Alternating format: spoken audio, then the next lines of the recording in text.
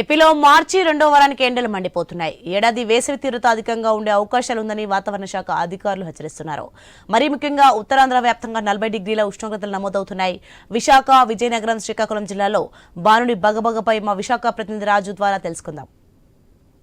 వారానికి ఎండల తీవ్రత భయంకరంగా మారుతుంది. వాతావరణంలో చోటు చేసుకుంటున్నటువంటి మార్పుల కారణంగా పగటి ఉష్ణోగ్రతలు తీవ్ర స్థాయిలో నమోదవుతున్న పరిస్థితి ఉంది. ఉత్తరాంధ్ర వ్యాప్తంగా ఉన్నటువంటి విజయనగరం, శ్రీకాకుళం, విశాఖపట్నం జిల్లాలకు సంబంధించి కూడా వాతావరణం పూర్తిగా మారిపోతుంది. ఉదయం 6 గంటల నుంచే ఎండ తీవ్రత పెరుగుతున్న నేపథ్యంలో ఉష్ణోగ్రతలు ఇప్పుడే మార్చి 2వ వారంలో 40 డిగ్రీల వరకు కూడా నమోదవుతున్నటువంటి పరిస్థితి కనిపిస్తుంది. ముఖ్యంగా విశాఖపట్నం వ్యాప్తంగా చూసుకుంటే వాతావరణంలో చోటు చేసుకున్న ఈ మార్పుల కారణంగా ప్రజలు తీవ్ర ఇబ్బందులు పడుతున్నారు.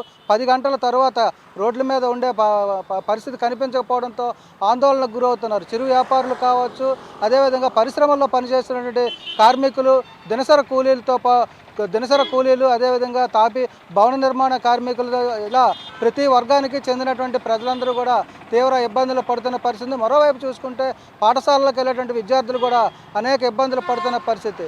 ఈ ఎండ తీవ్రత ఎక్కువగా ఉండడంతో దీంతో చర్మ వ్యాధులు కూడా వచ్చే అవకాశాలు ఉన్నాయి, డిహైడ్రేషను వచ్చే అవకాశాలు ఉన్నాయి. కాబట్టి ప్రజలు జాగ్రత్తలు తీసుకోవాలని చెప్పి ఒకవైపు వైద్య ఆరోగ్య శాఖ అయితే హెచ్చరికలు జారీ చేస్తుంది.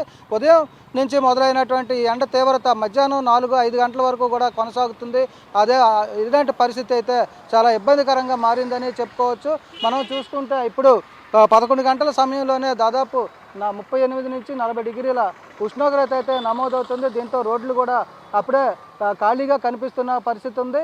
ప్రస్తుతం ఏదైతే విశాఖపట్నం, ఉమ్మడి విశాఖ జిల్లా వ్యాప్తంగా ఉన్నటువంటి పరిశ్రమలు కావచ్చు, ఏజెన్సీ ప్రాంతాల్లో కావచ్చు, భూగర్భ జలాలు కూడా తగ్గిపోతున్న పరిస్థితి. వర్షాలు కూడా తక్కువ నమోదైన నేపథ్యంలో నీటి కొరత కూడా ఎక్కువగా కనిపించే అవకాశాలు ఉన్నాయి. భవిష్యత్తు మరింత ఎక్కువగా ఇబ్బందులు ఎదురయ్యే అవకాశాలు ఉన్నాయి. దీంతో ప్రజలందరూ కూడా అప్రమత్తంగా ఉండాలని చెప్పి, అంటే ఈ రోజు నుంచి ఒంటిపూట బడులు ప్రారంభమైనప్పటికీ కూడా ఉదయం నుంచి మధ్యాహ్నం వరకు స్కూల్కి వెళ్ళడానికి కూడా పిల్లలు ఇబ్బంది పడుతున్న పరిస్థితి ఉంది. ఇక 2 రోజుల్లో 10th క్లాస్ పరీక్షలు కూడా మొదలవబోతున్నాయి.